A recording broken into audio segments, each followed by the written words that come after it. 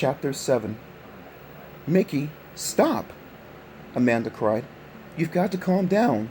It's just a sign. Huh? I was breathing hard. Sign? Amanda pointed. It's a big billboard for cat heaven. She laughed. You didn't really think it was a giant cat, did you? Of course not, I said. I could feel my face turning hot. I knew I was blushing. We climbed off the bus at the next stop. The sky was gray. The sun disappeared behind the trees.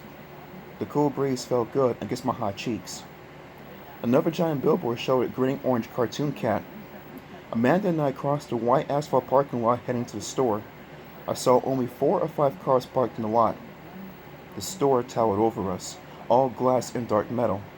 Cat Heaven. A blue neon sign, at least 2 stories high, blinked on and off above the glass entrance doors. Wow, I muttered. This place is enormous. It's as big as a Walmart, Amanda agreed with me for once. And all they sell is cats. Well, maybe they will have a Bella look-alike, I said. Amanda slapped me hard on the back. Good attitude, she said, smiling. Keep it up, tomato brain.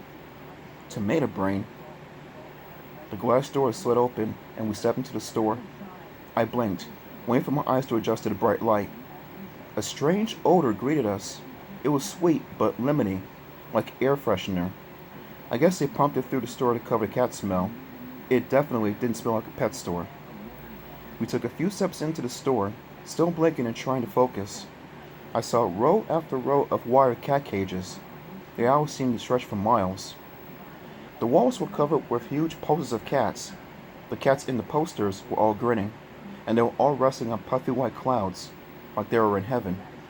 Each cat had a gold halo floating over his head. Soft, tinkling music played. I could barely hear over the meows and yows of the caged cats. The cat cries were deafening. I suddenly remember being on a camping trip deep in the woods with my parents, and crickets started to chirp all at once. Thousands of crickets all around us, all chirping and chirping until you couldn't hear yourself think. The cats in the store were even louder than that. All down the aisles, I could see them pacing in their cages, prowling, pawing the cage walls, trying to set themselves free. This is way weird, I muttered to Amanda. It's like a horror movie. She pushed me away. No, it isn't, she said. It's just cats in cages. How scary is that? I didn't answer. I didn't want her to think I was a total wimp, and I didn't want to argue with her. What I really wanted was to get out of this store and go home. I didn't know why they had called it Cat Heaven. The cats didn't seem happy at all. They all seemed restless and totally stressed out. Let's start at the first aisle, Amanda said. The first aisle was far in the distance. I saw that the aisles were numbered with white signs. We were standing at aisle 38. We were halfway to aisle 1 when a smiling young woman in a gray uniform hurried up to us. She had short, curly blonde hair, dark eyes, and a sparkly diamond stud on one side of her nose. The name tag on the uniform shirt was shaped like a cat. It read, Lucy. She gave us a friendly wave with one hand.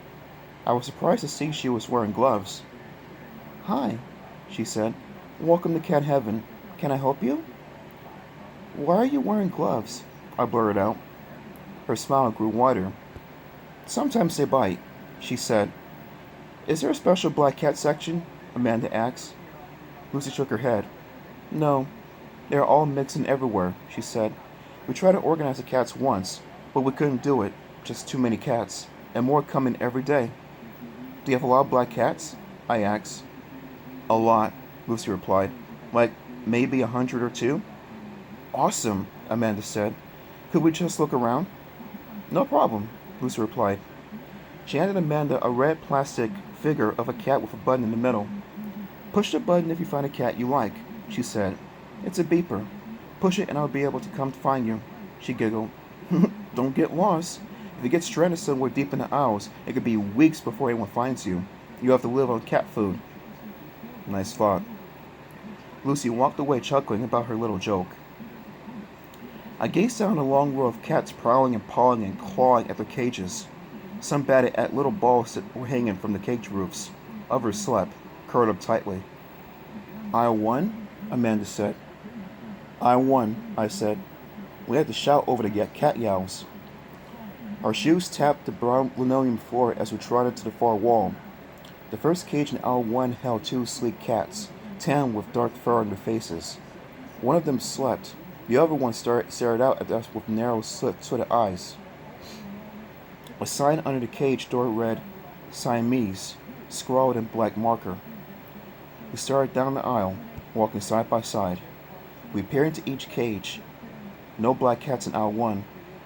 Amanda and I reached the back wall of the store. It was mirrored, which made the rows of cages look even longer than they were. We started down aisle 2. We were about halfway down this aisle when a man's voice rang out. Hey, you two!